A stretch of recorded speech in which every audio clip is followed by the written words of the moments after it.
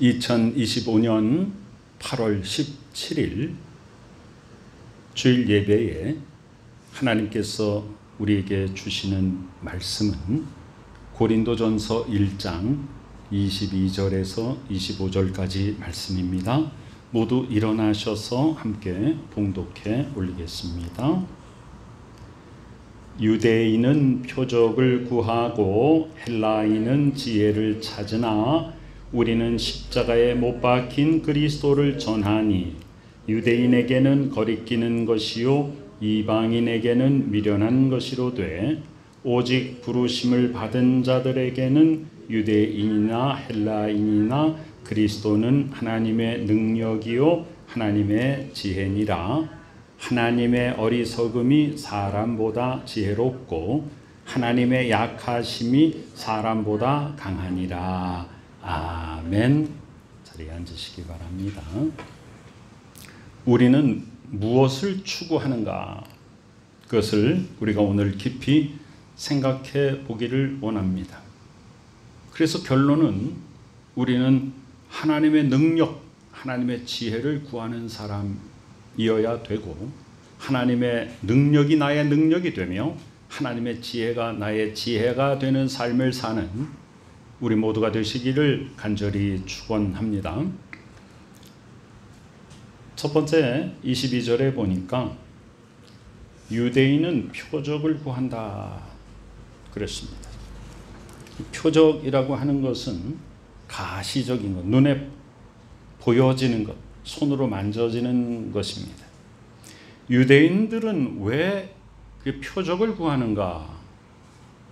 하나님께서 이스라엘 백성들을 인도하실 때 여러 가지 표적을 가지고 인도하셔서 이 이스라엘 사람들의 그 마음 속에는 하나님이 보여주시는 그 표적이라는 것이 하나님의 뜻이다라고 하는 그런 생각을 많이 가지고 있습니다. 그런데 우리가 구약 성경을 쭉 살펴보면요, 이 표적이 언제 많이 나타나는가 하면요, 어리석은 자들에게, 믿음이 연약한 사람들에게, 아직 하나님을 잘 알지 못하는 사람들에게 도리어 표적이 많이 나타납니다. 왜냐하면 그것을 봐야 믿기 때문이죠.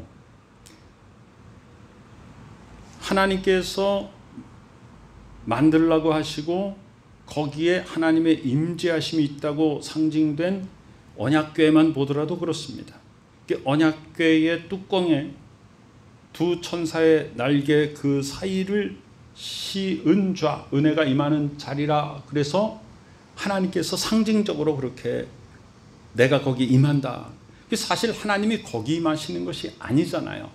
백성들이 아직 믿음이 없으니까 어떤 것을 보지 못하고 믿을 수 있는 그런 믿음의 성장이 아직 없었다는 거예요.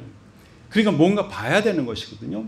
이스라엘 백성들이 얼마나 믿음이 없냐 하면 10가지 재앙을 보더라도 그 10가지 재앙은 사실은 하나님께서 어디다 초점을 맞춘 거냐 하면 애굽 사람들을 심판하기 위한 목적이 아니고요, 이스라엘 사람들이 우리는 구별된 민족이구나, 하나님께서 우리를 구원하시기 위해서 우리를 제외하고 우리에게는 재앙을 내리지 않으시고 애굽 사람들에게 이렇게 재앙을 내리시는구나, 그걸 보면서 이스라엘 사람들로 하여금 하나님의 살아계심을 믿도록 하시는 거였어요.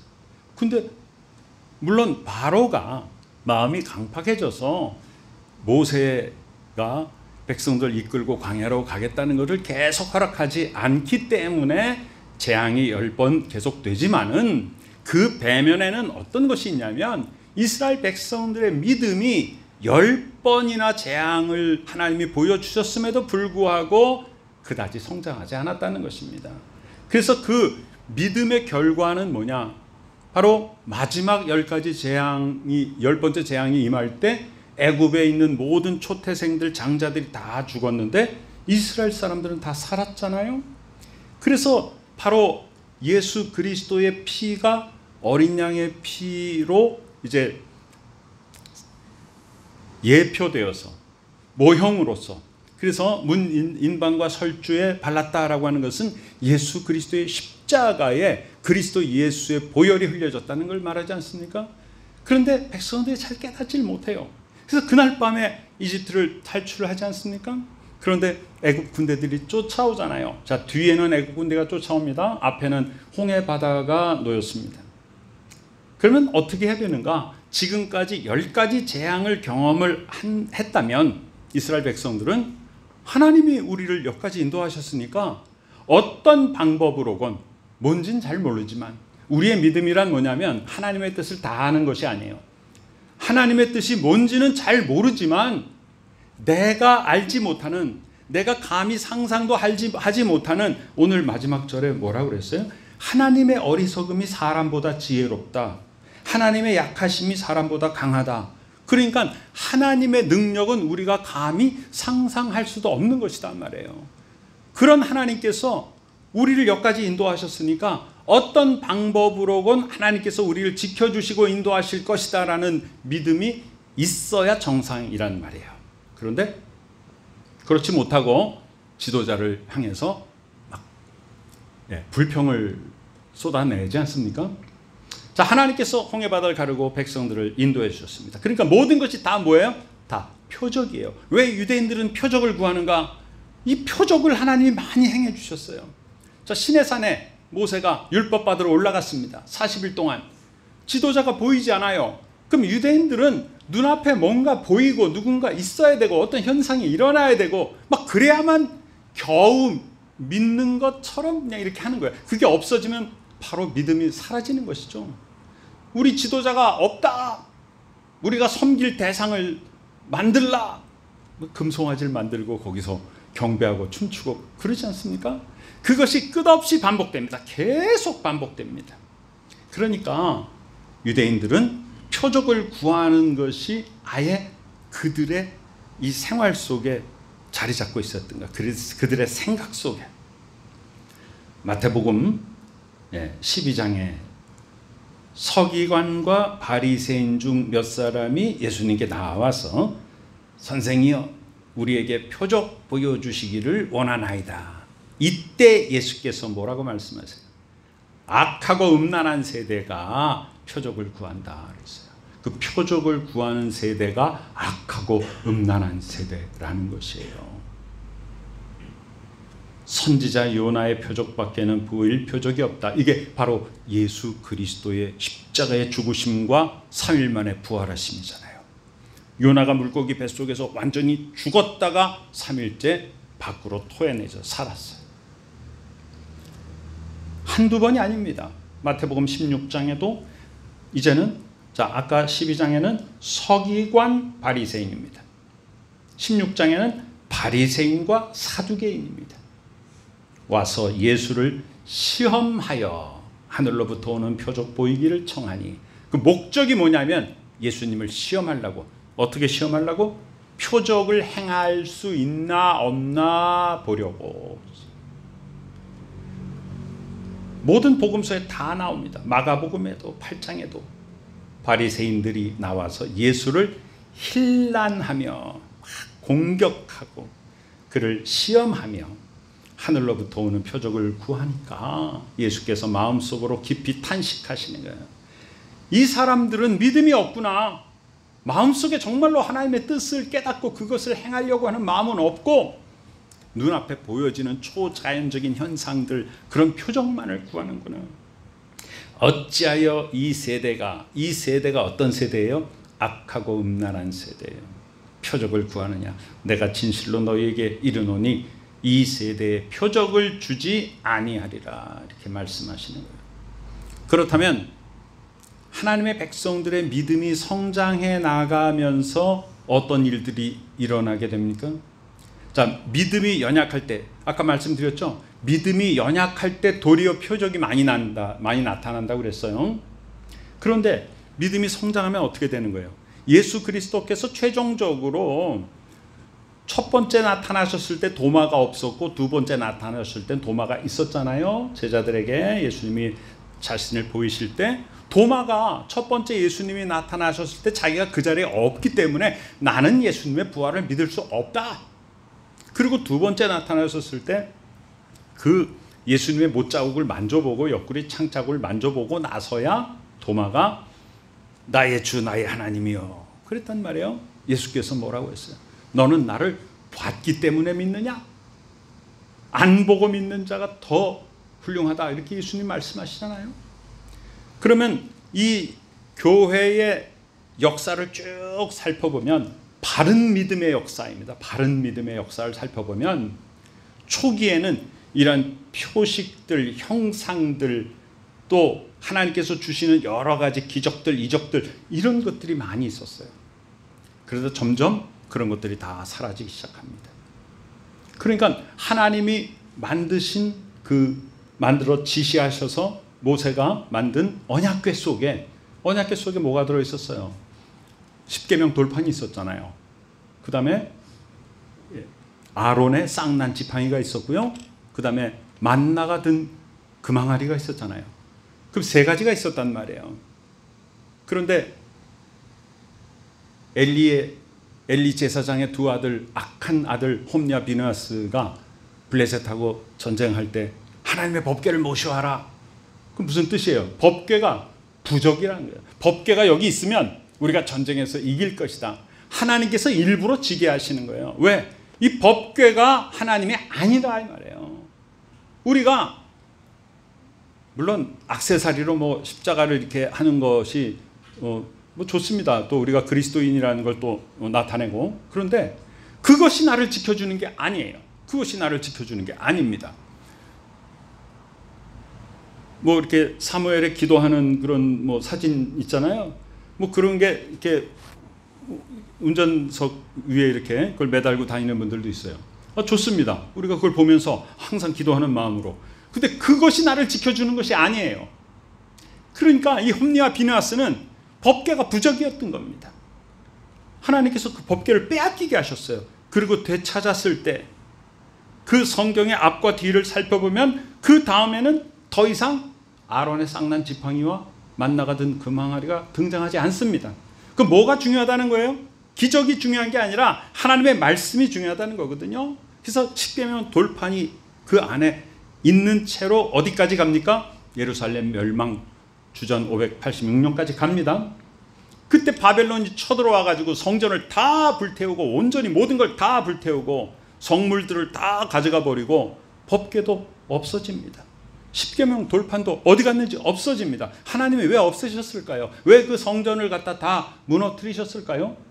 그 성전을 우상화했기 때문이에요. 그 법궤를 우상화했기 때문이에요. 십계명 돌판 그 안에 있는 말씀을 받고 말씀을 지키는 신앙의 본질을 잃어버리고 그 돌판 덩어리를 하나님 우상으로 섬겼기 때문이에요. 하나님이 없애셨습니다.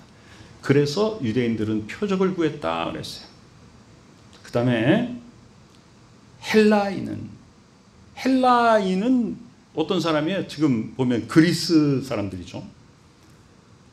지혜를 찾으나 어떤 지혜냐 이런 얘기가 있습니다. 이탈리아 사람들은 누구나 다 성악가고 그리스 사람들은 누구나 다 철학자다 이런 얘기가 있는데 뭐 틀린 말은 아닙니다. 그리스 사람들의 이 사고, 관념 또 이성적이고 철학적인 것 어떤 논리적인 증거가 없으면 믿지 않는 것 이런 것들이 그들의 전통이거든요. 헬라인들은 자신들의 지적 요구에 논리적 증명을 통해서 만족을 주지 못하는 것들을 무시했습니다. 그러니까 어떻게 돼요? 복음이 들어갈 자리가 없었죠. 복음이 들어갈 자리가 없었어요. 요한복음 6장 30절은 이렇게 말합니다. 그러면 우리가 보고 당신을 믿도록 행하시는 표적이 무엇이니까? 이게 그들이 누구냐면 여기 5,000명 먹이신 사건이거든요. 오병이어의 사건입니다. 예수님께서 이 5,000명을 오병이어로 먹이신 그 뜻은 뭐예요? 예수께서 내가 생명의 떡이다 이걸 말씀하기 위한 것이거든요. 그런데 이 백성들의 마음은 어디에 초점이 맞춰져 있냐? 그동안 열심히 들었던 천국 복음은 어디 가고 지금 예수님이 막 빵을 막 만들어 가지고 막 이 기적을 베풀어서 막 나오니까 사람들이 거기에 초점을 맞추는 거예요. 이게 유대인들의 특성이에요. 그러니까 오늘 성경에서 유대인은 표적을 구한다 그러잖아요.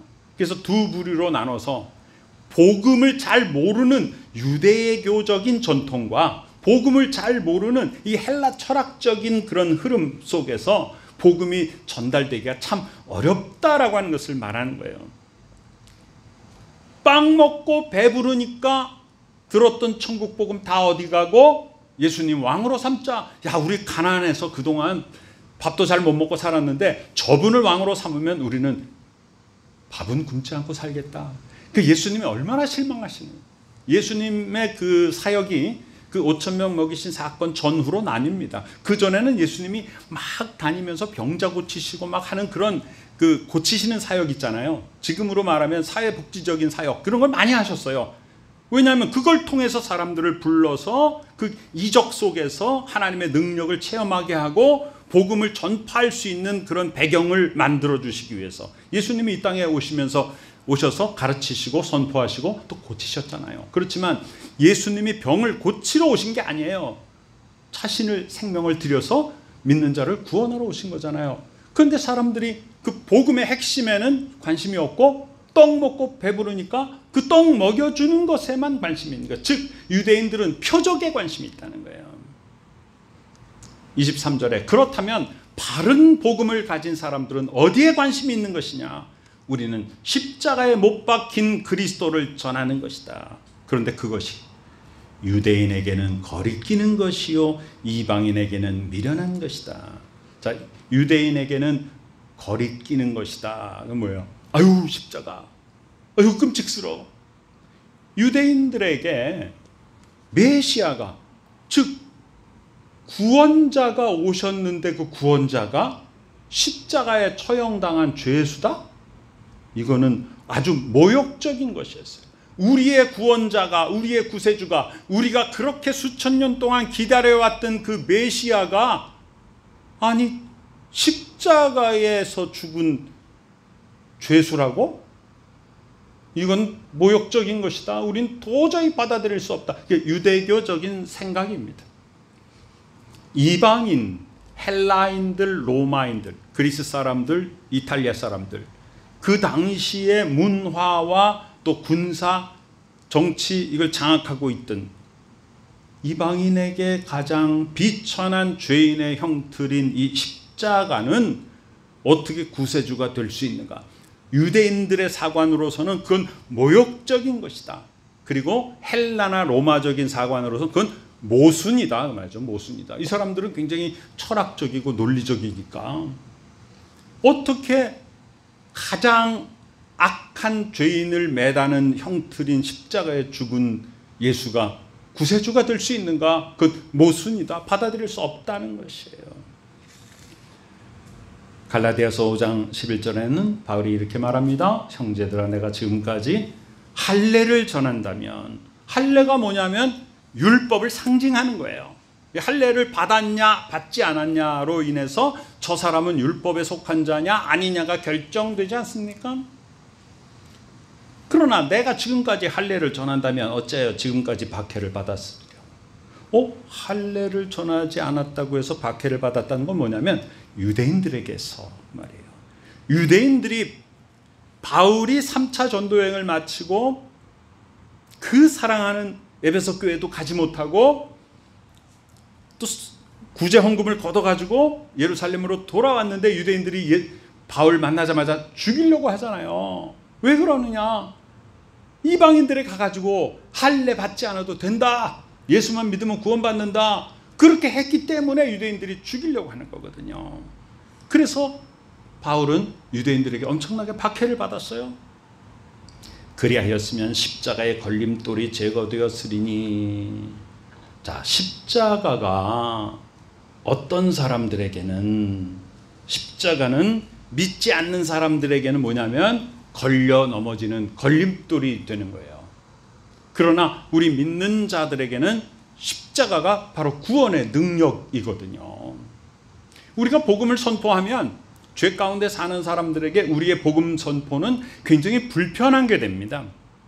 하나님이 원치 아니하시는 그런 죄악 속에 살고 있었던 사람들에게 우리가 하나님의 복음을 전한다는 것은 당신들 지금부터 그렇게 살지 말라는 거 아닙니까? 그러면 우리가 그렇게 쭉 살아왔는데 이제부터 그렇게 살지 말라니까 복음이 걸림돌이 되는 거예요. 복음을 전하는 사람들이 핍박의 대상이 되는 거예요. 요한복음 1장에서 이 어두운 세상에 예수께서 빛으로 오셨지만 어두움이 빛을 거부했다 그랬어요. 우리는 어두움 속에 사는 게 좋다 이거예요. 우리가 죄를 회개하지 못하는 굉장히 큰 이유 중에 하나가 뭐냐면 우리가 죄의 습성 속에 죄의 관성 속에 살아와서 그것을 끊는 게 두려운 거거든요. 그래서 이 십자가를 전하는 것이 얼마나 십자가 바깥에 사는 사람들에게는 걸림돌이 되는가. 그런데 24절에 오직 부르심을 받은 자들에게는, 이 부르심을 받은 자들이라는 개념이 굉장히 중요한 거거든요. 로마서 8장 28절에 우리가 알거니와 하나님을 사랑하는 자 곧 그의 뜻대로 부르심을 입은 자들에게는 어떤 일이 일어나냐면 모든 것이 합력하여 선을 이룬다. 이 모든 것 속에는요, 내가 생각하기에 이건 일어나지 않았으면 좋겠다고 생각했던 것들까지도 하나님이 다 연합하여서 합력하여서 선을 이루게 하시는 거거든요. 그러면 뜻대로 부르심을 입은 자들에 대해서 우리는 생각을 잘해야 됩니다. 부르심을 입었으니까 그럼 난 가만히 있는 거예요? 난 가만히 있는 거예요? 누구는 그냥 택함을 받았으니까 가만히 있어도 하나님이 인도하시고, 어떤 사람은 택함을 받지 못했으니까 아무리 노력을 해도 하나님이 안 불러가시는 거예요. 그런 개념이 아니에요. 로마서 8장 28절은 그것을 분명히 우리에게 알려주고 있습니다. 우리가 알거니와, 자, 하나님을 사랑하는 자는, 이거는 누가 사랑한다는 거예요? 내가 하나님을 사랑한다는 거예요. 그러면 내가 하나님을 사랑하면, 하나님을 사랑하는 자는 뭐예요? 곧 하나님의 뜻대로 부르심을 입은 자들이다. 처음에요, 우리가 신앙생활을 하고 내가 열심을 다하고 하나님의 말씀을 묵상하고 하나님 앞에 기도하고 주의 뜻을 이루도록 애쓰고 힘쓰는 거 내가 하는 겁니다. 내가 하는 거예요. 그런데 그렇게 해서 우리가 하나님을 사랑하게 되고 하나님의 은혜 가운데 거하고 나서 보니까 뭘 깨닫게 돼요? 아, 그것조차 나의 힘으로 한 것이 아니라 하나님께서 나를 이끌어 주셨구나라고 하는 것을 고백하게 되는 거예요. 그것이 바른 믿음이에요. 그래서 로마서 8장 28절은 이 순서가 내가 하나님을 사랑하는 거예요. 내가 하나님을 사랑하고 보니까 내가 하나님의 뜻대로 부르심을 입은 자로구나, 이걸 깨닫게 되는 거예요. 그래서 모든 것이, 여러분, 우리가 이 세상을 살아가면서 어떻게 바람직한 일들만 일어납니까? 항상 선한 일들만 있습니까? 항상 나에게 도움되는 일들만 생깁니까? 그렇지 않잖아요. 그러니까 모든 것이라고 하는 것은 정말 모든 것들, 좋은 것, 나쁜 것, 선한 것, 악한 것 모두 다 합쳐져서, 그러나 결국에는 마침내 하나님이 합력하여 선을 이루게 하시는 거예요. 그래서 오늘 24절에 보면 부르심을 받은 자들은 곧 누구예요? 하나님을 사랑하는 자예요. 그러면 무엇에 구별이 없어요? 유대인이든 헬라인이든 다 구별됨이 없다 이거예요. 표적을 구하는 사람들이었건 아니면은 철학적인 지혜를 찾는 사람들이었건 그거 다 상관없단 말이에요. 내가 하나님을 사랑하기만 하면 나는 하나님의 부르심을 받은 자가 되어서 그리스도는 하나님의 능력이요 하나님의 지혜임을 깨닫게 되는 거예요. 누구에게나 그리스도는 하나님의 능력이 나타난 것입니다. 그리스도는 바로 하나님의 지혜가 이 땅에 드러나 보인 것이거든요. 고린도전서 1장 18절, 우리 요 바로 앞에 참 중요하잖아요. 십자가의 도가 멸망하는 자들에게는 미련한 것이요 구원을 받는 우리에게는 하나님의 능력이 되는 것입니다. 오늘 마지막 절 25절에 하나님의 어리석음이 사람보다 지혜롭고 하나님의 약하심이 사람보다 강하다. 하나님의 뜻을 우리가 감히 깨달을 수도 없다. 하나님의 능력을 우리가 어떻게 감당하고 따라갈 것인가 측량할 수 없다는 것이죠. 우리가 하나님을 믿는다면 하나님의 지혜로움과 하나님의 강하심이 얼마나 대단하신가, 우리는 그것을 인간의 생각으로는 감히 측량할 수가 없다는 것을, 그것을 믿어야 하는 것입니다. 오늘도 하나님께서 우리를 불러주셔서 주의 음성 듣게 하여 주심을 감사드립니다. 인간이 교만하여서 십자가에 담긴 하나님의 지혜를 어리석은 것으로 일축해 버렸지만 도리어 그것은 하나님의 능력으로 나타났습니다. 비록 십자가가 인간의 눈으로는 패배인 것처럼 보여도 그것은 모든 믿는 자를 구원하는 승리의 능력이 된 것입니다. 오늘 과연 내가 찾는 것은 무엇인가 깊이 생각해 보시기 원합니다. 유대인들이 구하던 가시적이고도 현상적인 표적을 내가 구했는가? 아니면 헬라인이 구하던 관념적이고 철학적이고 논리적인 그런 이상인가? 아니면 지금 세상이 추구하는 물질 만능 아니면 성공 지향적인 그것을 혹시 내가 추구하고 있지 않은가? 오늘 말씀을 통해서 내 자신을 점검해 보시기를 바랍니다. 오직 예수 그리스도의 십자가만 바라보고 전진하여 만복의 근원이신 하나님의 뜻을 깨닫는 것이 나의 가장 기쁜 삶이라는 것을 알고 그 깨달은 대로 행하게 하여 주시옵기를 간절히 축원합니다. 아멘. 모두 자리에서 일어나시기 바랍니다. 하나님의 은혜 감사드립니다. 주여, 어리석은 세상의 것을 추구하다가 넘어지지 않도록 도와주시옵고, 영원히 변함없는 하나님의 능력이요 하나님의 지혜의 근본이신 예수 그리스도와 동행하여서 승리하는 삶의 열매를 맺는 저희들 되게 부족함이 없도록 은혜와 은총을 베풀어 주시옵소서.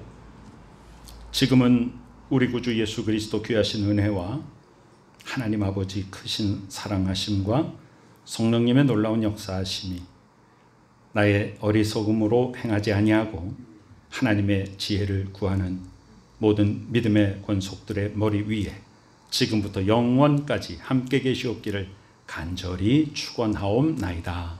아멘.